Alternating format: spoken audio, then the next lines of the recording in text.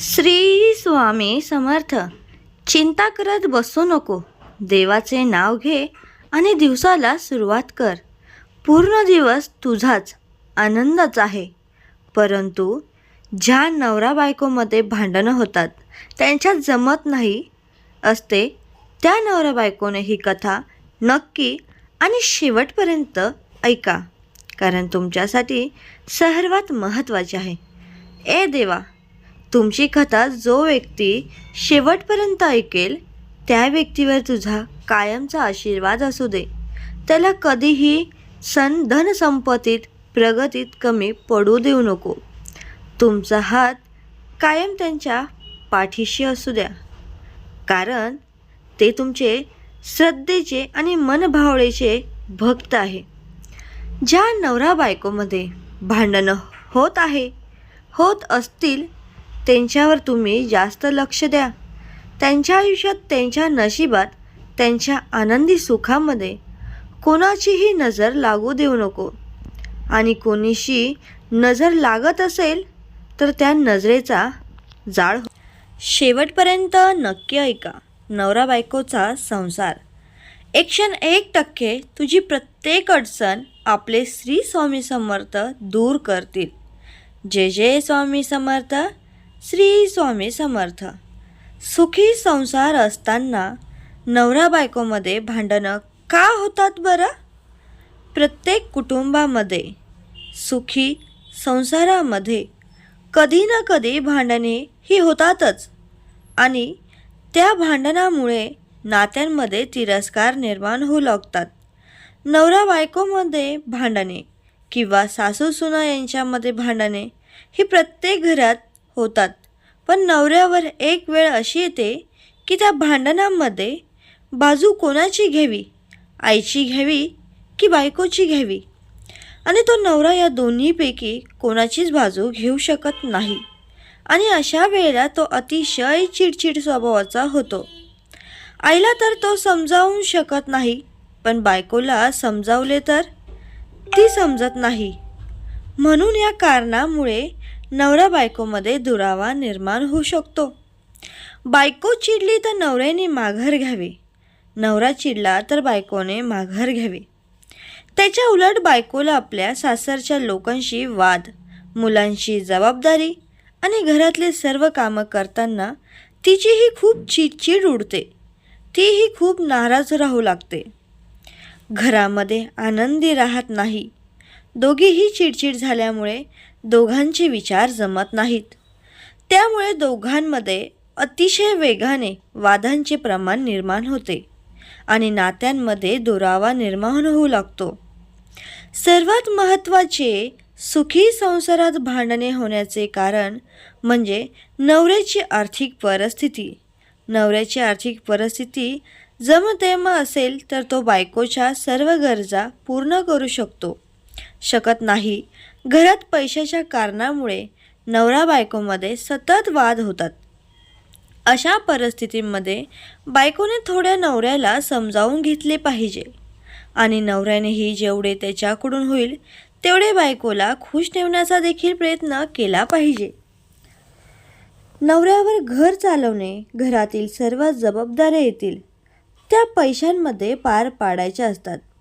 आर्थिक टंचाईमुळे काही वेळा नवरा कर्जामध्ये बुडून जातो. घरातील बजेट हलते, त्यामुळे तो सतत चिडचिड करत असतो. त्यामुळे हे सर्वात महत्त्वाचे कारण आहे सुखी संसारामध्ये भांडण होण्याचे.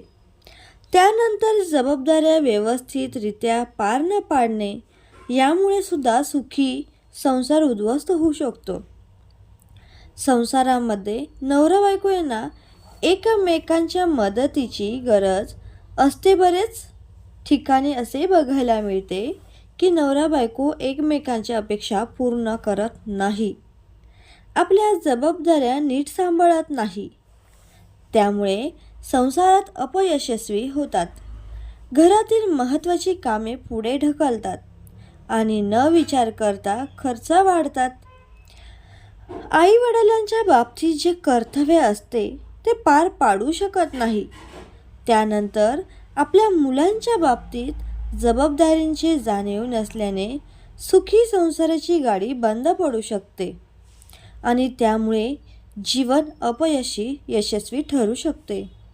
बघा मित्र आणि मैत्रिणींनो, तुमच्या बाबतीत यातील काही गोष्टी घडत असतील तर योग्य वेळीच योग्य नियोजन करून नवरा बायको दोघांनीही एकमेकांना समजावून घेऊन सुखी संसार होण्यासाठी प्रयत्न करा.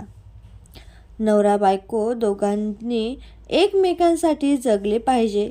एकमेकांच्या अपेक्षांचा मनाचा विचार देखील केला पाहिजे. सर्व जबाबदाऱ्या योग्य रीतीने पार पाडल्या पाहिजेत. हे सर्व करून दोघे एकमेकात आनंदी राहिले तर आयुष्य आनंदी होऊन जाईल आणि पोरासोरांच्या बाबतीतसुद्धा आनंदी होईल. त्यांच्यावर संस्कार चांगले पडतील. तुमच्यासारख्याच गोष्टी, तुमच्यासारखेच मनधन तुमच्या पोरांच्या मनात जाईल. धर्म करा, कर्म करा, कधीही अडचण येणार नाही. स्वामी सांगतात की भिवू नकोस बाळा, मी तुमच्या पाठीशी आहे. याचा असा अर्थ नाही की तुम्ही नवरा बायको एकमेकांशी भांडणार, नवऱ्याने बायकोला मारहाणी करणार. जर तुम्ही नवऱ्याने बायकोची मारहाणी केली तर त्या घरात कधीही स्वामींचा प्रवास आणि लक्ष्मीचा प्रगट कधीही होत नाही. तुमची प्रगती अजून ढासळल्या जाते. विचार करत बसू नका. घरात आनंदाचं वातावरण ठेवा. एक पोळी खायची तर अर्धी पोळी खा. 2 टायमाने जेवण करायचं तर एकच टायमाचं जेवण करा. बंगल्यात राहण्यापेक्षा झोपडीत राहा, पण आनंदाच्या गोष्टीत राहा, आनंदाच्या शब्दात राहा. घर बघा कसं हसून चालेल आणि झोपडीचं कधी बंगला होईल, बंगल्याची कधी इमारत होईल ते सांगता येणार नाही तुम्हाला. आणि तुमचा भांडणाचा कधी प्रेमाचा वासवा येईल हे सुद्धा तुम्हाला समजणार नाही. आणि तुमच्या भांडणांमध्ये लोकांची नजर खूप लागते हो. तुम्ही ज्या गोष्टी आनंदात करतात, एकदम सुखमयी करतात, हे लोकांना खटकतेच आणि खटकले पाहिजे. जर आपणच आनंदी राहिलो, सगळ्या गोष्टी आपल्यामध्ये व्यवस्थित चालल्या तर जळणारे तरी कोणीतरी पाहिजे ना. तर ह्या लोकांना जळवण्यासाठी अजून कॉलर वर करून का चालत नाही तुम्ही? आपल्या बायकोचा हात हातात घेऊन चला. बायकोने सुद्धा नवऱ्याचा हातात हात घेऊन चालायला हवा. बायको ही लक्ष्मी असते आणि नवरा हा साक्षात परमेश्वर असतो. ह्या दोघांमध्ये भांडणं जर झाले तर नवरा हा रावण होतो आणि बायको ही राक्षसिनी होती. मग कसं होणार यांच्यात खरंच प्रेमाचा दावा आणि यांचा संसार? कधीही होऊ शकत नाही. सुखी संसारात नवरा बायकोमध्ये भांडण. 2 गोष्टी करा. पहिली गोष्ट म्हणजे भांडण होत असताना एकाने कोणीतरी माघार घेतली पाहिजे. एक तर बायकोने माघार घेतली पाहिजे, नाहीतर नवऱ्याने माघार घेतली पाहिजे. दुसरी, तोंडाला थोडा आवर घालवणं, तोंडाचा जाळ कमी करणे, एकमेकांना समजावून घेणे. 4 चौघात कोणालाही उद्धटपणे बोलू नये. जय जय स्वामी समर्थ. श्री स्वामी समर्थ. बघ, ही कथा शेवटपर्यंत ऐकलीस ना तर देव तुझं नक्कीच चांगलं करणार.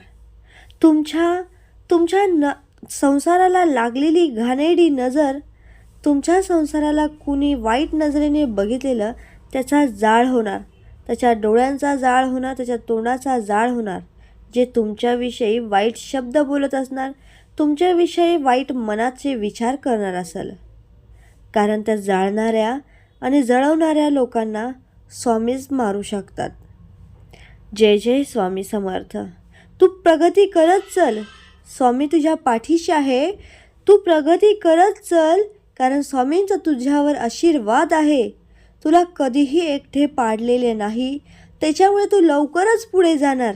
स्वामी मागून तुला साथ देणार आणि साथ देता देता तू कधी करोडपती होशील, कधीच तू विसरणार नाही.